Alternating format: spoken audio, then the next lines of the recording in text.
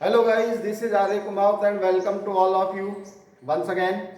And today we are going to talk on the next notes related to our topic narration. Dear students, जैसे कि मैंने आपको कल बताया था, अपन ने कल तक जो नोट्स लिखे उनमें ये बताया था मैंने कि रिपोर्टिंग वर्ब के पास्ट टेंस में होने पर रिपोर्टेड स्पीच में प्रयुक्त जो वाक्य होता है उसमें कुछ एडिशनल चेंजेज होते हैं। और उन एडिशनल चेंजेस में मैंने बताया कि रिपोर्टिंग वर्ब के पास्ट टेंस में होने पर वाक्य को इनडायरेक्ट नरेशन में बदलते समय रिपोर्टेड स्पीच में प्रयुक्त वाक्य का टेंस बदल जाता है। रिपोर्टिंग वर्ब के पास्ट टेंस में होने पर रिपोर्टेड स्पीच में प्रयुक्त वाक्य के मॉडल्स चेंज हो जाते हैं। रिपोर्टिंग वर्ब के पास्ट टेंस में होने पर रिपोर्टेड स्पीच में प्रयुक्त समीपता प्रकट करने वाले शब्दों को दूरियां प्रकट करने वाले शब्दों में बदल दिया जाता है। और आज का जो हमारा नोट है वो है नोट नंबर 5। आज का जो हमारा नोट है वो है हमारा नोट नंबर 5। और देखिए नोट नंबर 5 क्या है, मैं आपको बताना चाहता हूं कि note number 5 is the exception of the note that has already been mentioned about additional changes in the sentence during changing it into indirect narration. Dear students, हमारा आज का नोट नंबर 5 जो है वह नोट नंबर 5 पहले वाले जो additional changes वाले नोट हैं या नोट्स हैं उनका एक्सेप्शन है, उनका अपवाद है। यानी कि ये नोट ये बताता है कि कुछ ऐसी कंडीशंस होती है, कुछ ऐसी शर्तें होती है जिन कंडीशंस के तहत रिपोर्टिंग वर्ब के पास्ट टेंस में होने पर भी रिपोर्टेड स्पीच में प्रयुक्त वाक्य का टेंस नहीं बदलता है। तो अपन को ये देखना है कि वो कौन कौन सी कंडीशंस हैं जिन कंडीशंस के तहत रिपोर्टिंग वर्ब के पास्ट टेंस में होने पर भी रिपोर्टेड स्पीच में प्रयुक्त वाक्य का टेंस नहीं बदलेगा। अपन इनको ABCDE में रूप में लेंगे। तो सबसे पहले देखिए मैं आपको बताता हूं इसका रूल नंबर ए। और रूल नंबर ए जो हमारा है वो है universal truth, UNIVERSAL, universal TRUTH, truth. Dear students, ये नियम ये कहता है यदि रिपोर्टेड स्पीच में प्रयुक्त वाक्य कोई यूनिवर्सल ट्रूथ है, यदि रिपोर्टेड स्पीच में प्रयुक्त वाक्य कोई सार्वभौमिक सत्य कथन है जिसकी सत्यता के ऊपर कोई क्वेश्चन नहीं हो सकता, जिसकी सत्यता के ऊपर आप किसी प्रकार का कोई पॉइंट अपन पर नहीं लगा सकते, तो इस प्रकार का जो वाक्य होता है रिपोर्टेड स्पीच में, तो उसको इनडायरेक्ट नरेशन में बदलते समय उसके टेंस को परिवर्तित करने की आवश्यकता नहीं होती है। इसका एग्जाम्पल देखिए, example number 1, the teacher said, the teacher said, the sun rises in the east. The sun rises in the east. सूर्य पूर्व में उदय होता है या सूर्य पूर्व में उदय होता है। This is a universal truth, ये सार्वभौमिक सत्य है। आज तक कोई नहीं कह सकता है कि सूर्य कभी पश्चिम में उदय हुआ हो या उत्तर में उदय हुआ हो या दक्षिण में उदय हुआ हो। तो रिपोर्टेड स्पीच में प्रयुक्त वाक्य यूनिवर्सल ट्रूथ है। देखिए इधर हमारी रिपोर्टिंग वर्ब कौन से टेंस में है, रिपोर्टिंग हमारे पास्ट टेंस में है रिपोर्टिंग वर्ब। और रिपोर्टेड स्पीच में जो प्रयुक्त वाक्य है वो क्या है, वो है आपका यूनिवर्सल ट्रूथ। और जब रिपोर्टिंग वर्ब पास्ट टेंस में है और रिपोर्टेड स्पीच में प्रयुक्त वाक्य यूनिवर्सल ट्रूथ है, तो वाक्य को इनडायरेक्ट नरेशन में बदलते समय भी इस वाक्य के टेंस को बदलने की आवश्यकता नहीं है। तो क्या हो जाएगा, the teacher said, comma inverted comma हटा दो, that the sun rises in the east, rises in the east। हमने देखिए इसका टेंस चेंज नहीं किया है, इधर प्रेजेंट इंडेफिनिट में है, तो यहां पर भी अपन ने इसको किस में रखा है, प्रेजेंट इंडेफिनिट में रखा है। एक और इसका एग्जांपल देखिए, mother said, mother said the stars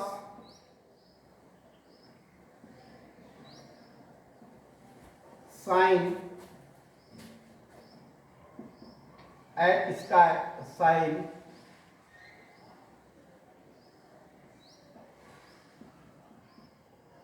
in the sky at night. Mother said the stars shine in the sky at night. माँ ने कहा कि रात्रि में आसमान में तारे चमकते हैं। तो ये भी यूनिवर्सल ट्रूथ है। आसमान में जो तारे चमकते हैं वो एट नाइट ही चमकते हैं, एट नाइट ही शाइन करते हैं। तो अपन जब इसको चेंज करेंगे तो इसका टेंस चेंज नहीं होगा, क्या हो जाएगा? मदर सेड का सेड, क्योंकि आगे इसमें कोई ऑब्जेक्ट नहीं है, कोमा इन्वर्टेड कोमा हटा तो दैट, और आगे आ जाएगा the stars shine in the sky at night. इसके बाद में देखिए अपन सेकंड टॉपिक पर चलते हैं। यानी एक कंडीशन तो हमारे सामने क्लियर हो गई कि यदि रिपोर्टेड स्पीच में प्रयुक्त वाक्य कोई यूनिवर्सल ट्रूथ होगा तो रिपोर्टिंग वर्ब के पास्ट टेंस में होने पर भी उसका टेंस चेंज नहीं होगा। कब? जब उसको इनडायरेक्ट नरेशन में बदला जाएगा। तो हमारे पास दूसरी एक कंडीशन और है, और दूसरी कंडीशन क्या है? यदि रिपोर्टेड स्पीच में प्रयुक्त वाक्य कोई प्रोवर्ब या इडियम्स हो, यानी कि बी रिपोर्टेड स्पीच में प्रयुक्त वाक्य PRO या इडियम हो IDIOMS। कहने का मतलब यदि रिपोर्टेड स्पीच में प्रयुक्त वाक्य कोई लोकोक्ति या मुहावरा हो, कोई कहावत या मुहावरा हो, और यदि रिपोर्टेड स्पीच में प्रयुक्त वाक्य कोई इस प्रकार का है तो उस वाक्य को भी इनडायरेक्ट नरेशन में बदलते समय टेंस का परिवर्तन नहीं होता है। जैसे देखिए इसका एग्जांपल लिखते हैं। Anamika said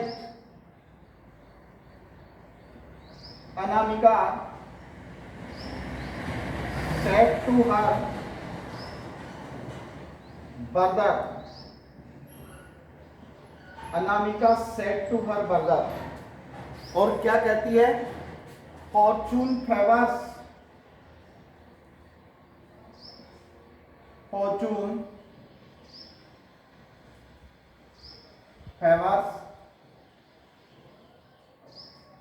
the brave. भाग्य बहादुरों का साथ देता है, या भाग्य भी जो ब्रेव लोग होते हैं उन्हीं का फेवर करता है। तो कभी व्यक्ति को भाग्य के भरोसे नहीं बैठना चाहिए, क्योंकि भाग्य उन्हीं का फेवर करता है जो ब्रेव होता है। अब ये हमारे पास क्या है? एक द्वंद्वंती है, और जब आप रिपोर्टेड स्पीच में प्रयुक्त वाक्य प्रोवर्ब है तो इसको इनडायरेक्ट नरेशन में बदलते समय आप प्रयुक्त वाक्य का टेंस नहीं बदल सकते, जैसे हमारी रिपोर्टिंग वर्ब पास्ट टेंस में। तो क्या हो जाएगा? अनामिका सेड का हो जाएगा टॉल्ड, और आगे हो जाएगा her brother BROTHER, comma inverted comma हटा that Fortune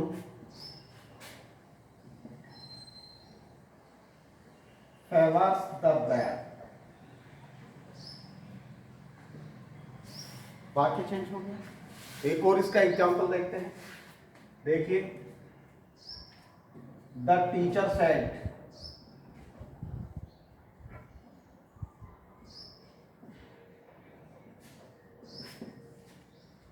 to and to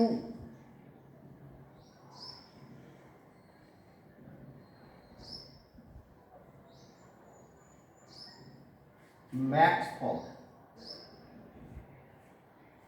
दो और दो चार होते हैं।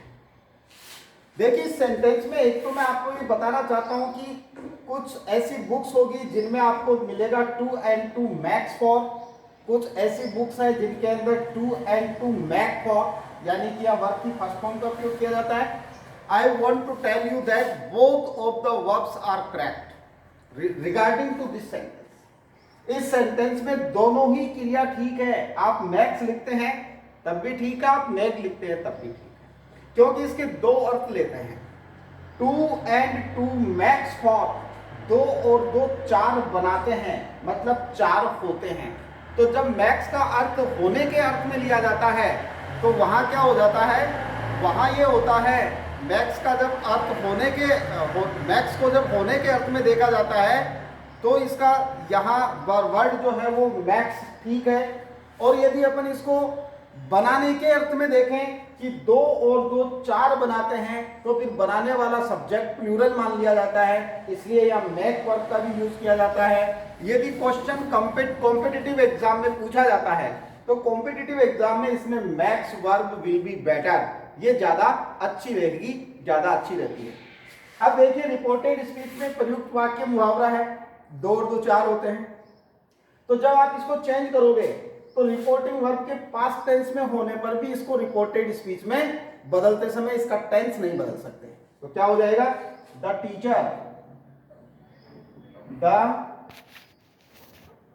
टीचर सेड का सेड, कोमा इन्वर्टेड कोमा हटा दैट, और फिर आगे आ जाएगा 2 and 2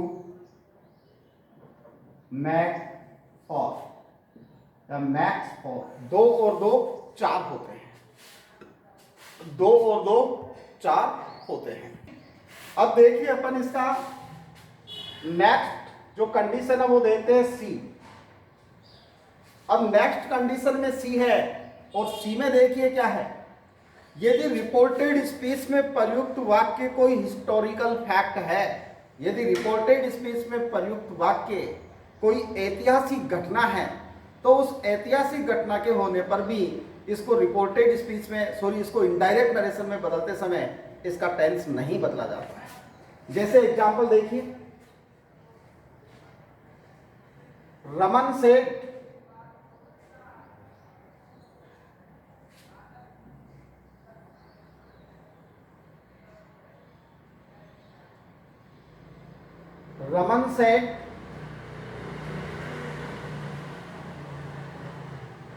India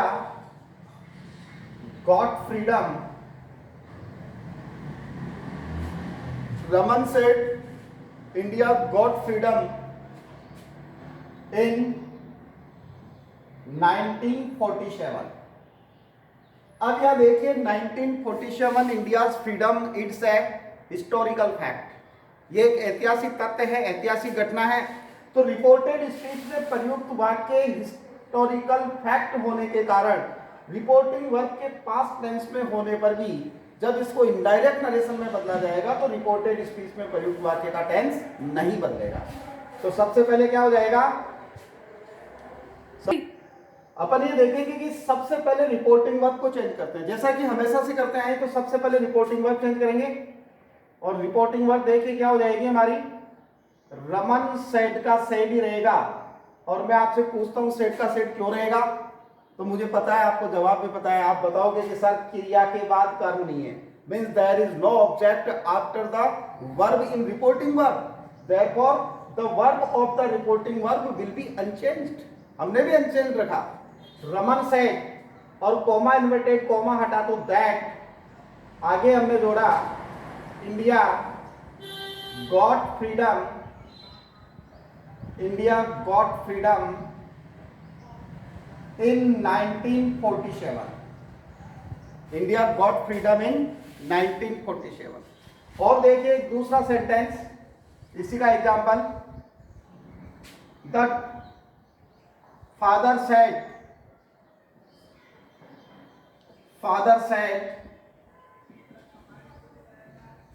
the Constitution of India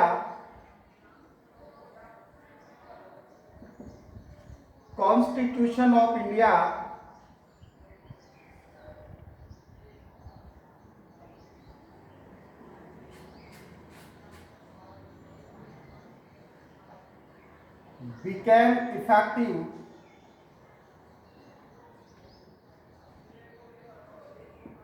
in 1950। Bharat का संविधान 1950 में लागू हुआ। यह भी एक हिस्टोरिकल फैक्ट है, यह भी एक ऐतिहासिक तथ्य है। तो जब आप इसको चेंज करोगे तो क्या हो जाएगा? Father said comma inverted comma हटा that the constitution of India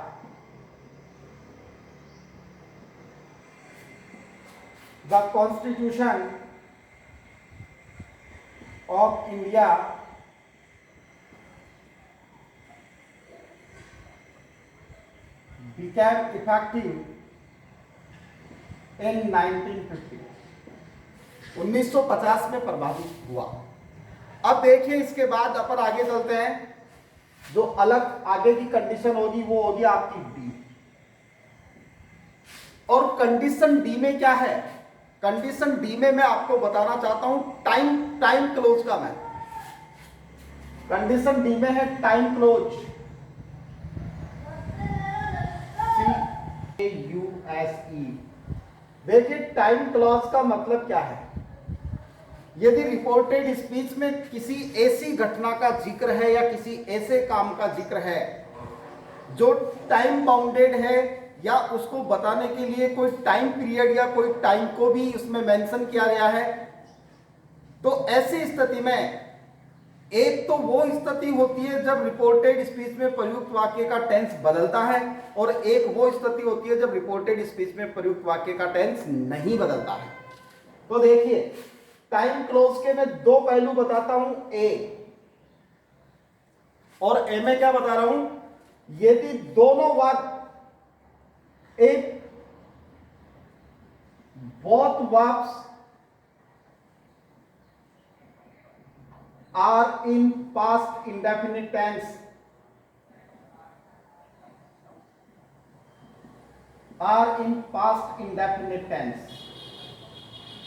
ये रिपोर्टेड स्पीच की बात कर रहा हूं मैं, ध्यान देना आप।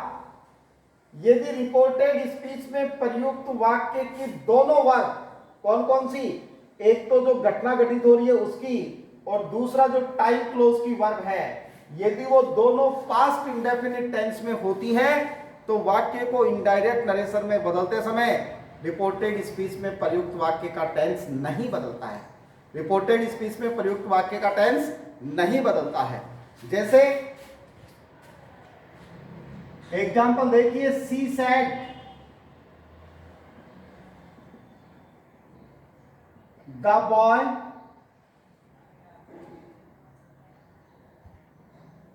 saw a snack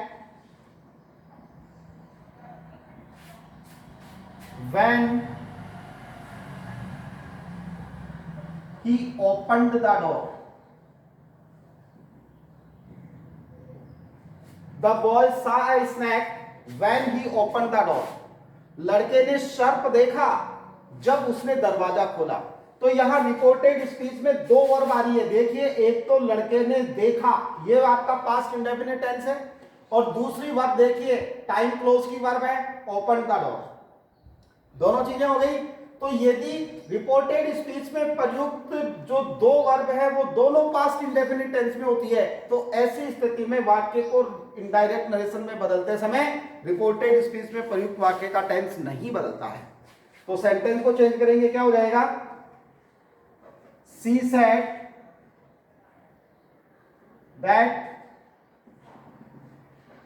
the boy saw a snack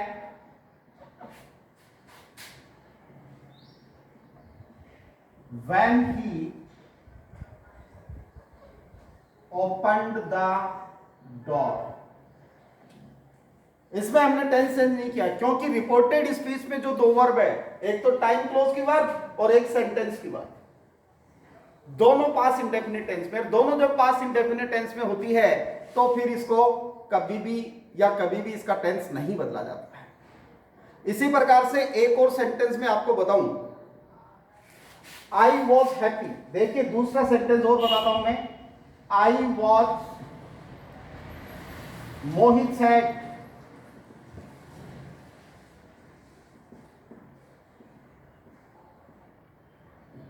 I was happy,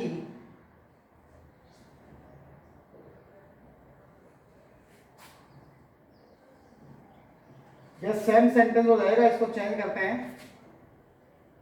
Mohan said the boy stop till his father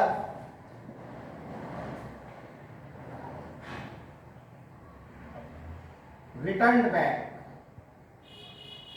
till his father returned back, लड़का रुका रहा जब तक उसके पिताजी वापस नहीं लौटे। तो पिताजी का वापस लौटना टाइम क्लोज का पार्ट है। तो यहां देखिए टाइम क्लोज की बात पास्ट इंडेफिनिट, और इधर स्टॉप भी क्या है, पास्ट इंडेफिनिट। तो वाक्य को इनडायरेक्ट नरेशन में बदलेंगे तो टेंस चेंज नहीं होगा। क्या हो जाएगा, देखिए, Mohit said that the boy, STOPPED stopped till his father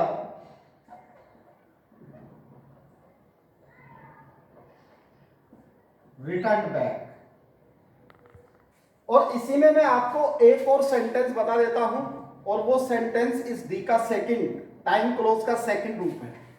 note यही रखेंगे, इसमें अपन ने डी का फर्स्ट ए लिखा था, और अब टाइम क्लोज सेकंड की बात करते हैं अपन।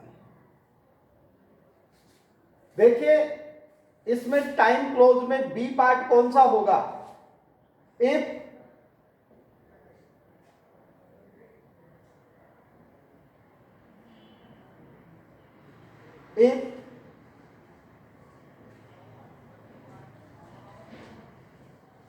the sentence is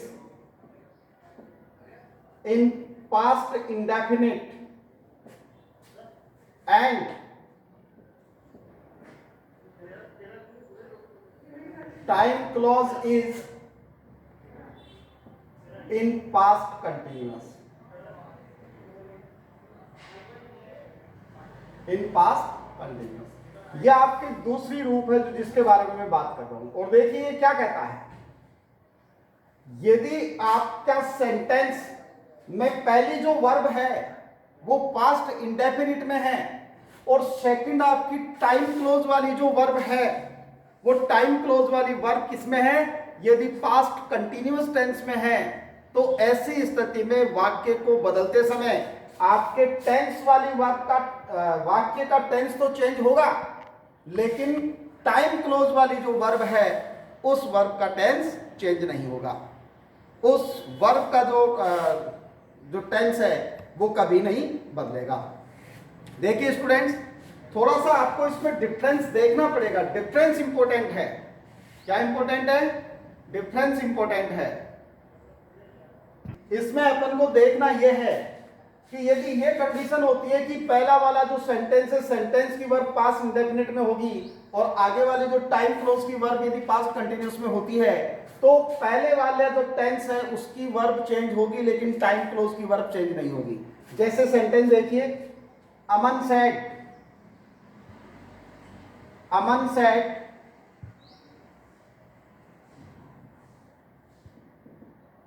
Reena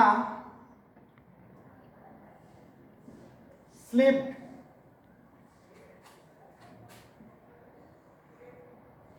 when she was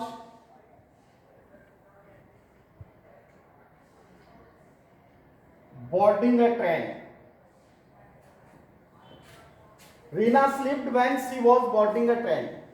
Reena फिसल गई जब वह ट्रेन में चढ़ रही थी। अब यहां देखिए सेंटेंस का टेंस कौन सा हो गया, पास्ट इंडेफिनिट। ये कौन सा है आपका, पास्ट इंडेफिनिट, और ये हो गया आपका पास्ट कंटिन्यूअस। तो वाक्य को बदलते समय इसका टेंस तो बदलेगा नियम के अनुसार, लेकिन ये टाइम क्लोज वाली जो वर्ब है उसका टेंस नहीं बदलेगा। क्या हो जाएगा, Aman said that Reena slipped, sorry Reena had slipped, क्योंकि पास्ट इंडेफिनिट पास्ट परफेक्ट में चला जाएगा। Reena had slept when she was boarding a train, जब वह गाड़ी में चढ़ रही थी, जब वह गाड़ी में चढ़ रही थी। एक लास्ट सेंटेंस इसका एग्जाम्पल और बता देता हूं मैं।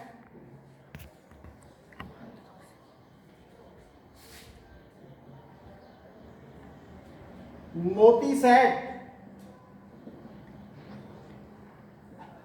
राखी ब्रॉक a cup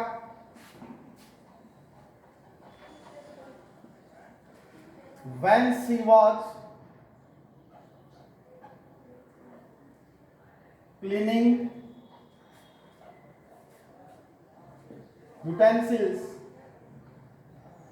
तो क्या हो जाएगा, इसमें भी देखिए ये पास्ट इंडेफिनिट है और इधर ये आपका पास्ट कंटिन्यूअस है, तो ये चेंज नहीं होगा, ये चेंज होगा। राखी Moti said that Rakhi had broken a cup when she was cleaning pencils। Dear students, ये कुछ वो कंडीशंस थी जिन कंडीशंस के कारण रिपोर्टिंग वर्ब के पास्ट टेंस में होने पर भी रिपोर्टेड स्पीच में प्रयुक्त वाक्य का टेंस नहीं बदलता है। Thanks a lot to all of you for today.